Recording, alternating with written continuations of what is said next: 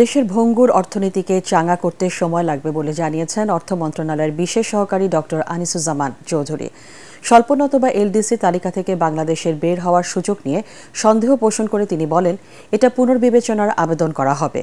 পাচার হওয়া কয়েকশো কোটি ডলার চলতি বছরই দেশে ফিরিয়ে আনা সম্ভব হবে বলে আশাবাদী অর্থ উপদেষ্টা। তিনি জানান, অনেক দেশ টাকা ফেরত দিতে আগ্রহ প্রকাশ করেছে। মাহবুব কবির চপলের আরেকটি রিপোর্ট। আমার প্রিপারেশন হচ্ছে আমি অর্থ মন্ত্রণালয়ের বিশেষ সহকারী হিসেবে নিয়োগ পেয়েছেন অস্ট্রেলিয়ান বিশ্ববিদ্যালয়ের অর্থনীতির অধ্যাপক ডক্টর আনিসুজ্জামান চৌধুরী, যিনি জাতিসংঘে অর্থনীতিবিদ হিসেবে দীর্ঘদিন কাজ করেছেন। ইন্দোনেশিয়ার অর্থনীতি পুনরুদ্ধারেও রয়েছে তার অবদান। বাংলাদেশের অর্থনীতি এখন তার চেয়েও খারাপ বলে জানান তিনি। এখানে গাজার মতো সৃষ্টির অবস্থা, মানে এভরিথিং হ্যাজ কলাপস, এবং এই কলাপসটা ফাইন্যান্সিয়াল সেক্টরে ম্যাক্সিমাম হয়েছে, আপনারা জানেন সেটা। এই ধরনের কলাপস, যে ভঙ্গুরতা, আমরা কোনো ক্রাইসিস কান্ট্রিতে এর আগে দেখিনি। ইভেন ইন্দোনেশিয়াতে যে ক্রাইসিস হয়েছে, যে ভঙ্গুরতা আমি দেখেছি, ওইটাই Asian crisis worst affected country হচ্ছে ইন্দোনেশিয়া। তিনি জানান, 2015 সাল থেকে আওয়ামী লীগ সরকার জাতিসংঘে আমদানি রপ্তানির কোনো তথ্য দেয়নি। 2026 সালে স্বল্পোন্নত দেশ থেকে উন্নয়নশীল দেশে যাওয়ার কথা বাংলাদেশের, তবে এর শর্ত পূরণ নিয়ে সন্দেহ থাকায় বিষয়টির পুনর্বিবেচনার আবেদন করা হবে বলে জানান ডক্টর আনিসুজ্জামান।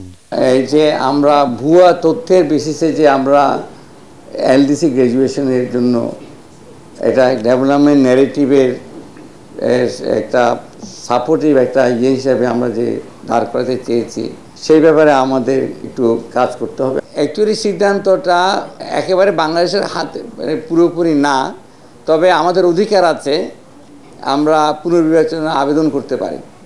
যখন আপনি আবেদন করবেন, আপনাকে কারণগুলি দেখাতে হবে এবং আপনি কি করবেন। আপনাকে মনে করুন 2 বছর দেওয়া হলো, আপনার রোড ম্যাপ কি, এই 2 বছর আপনি কি করবেন, আপনাকে একটা রোড ম্যাপ দিতে হবে। আওয়ামী লীগের 15 বছরে পাচার হওয়া 28 লাখ কোটি টাকা ফিরিয়ে আনতে সরকার কাজ শুরু করেছে বলে জানান অর্থ উপদেষ্টা ও বিশেষ সহকারী। আমরা চেষ্টা করছি সব ফেরত আনাতে, বিশাল অঙ্কের টাকা, সব অঙ্ক টাকা আনতে তাদের আইডেন্টিফাই করে বিভিন্ন দেশে আছে।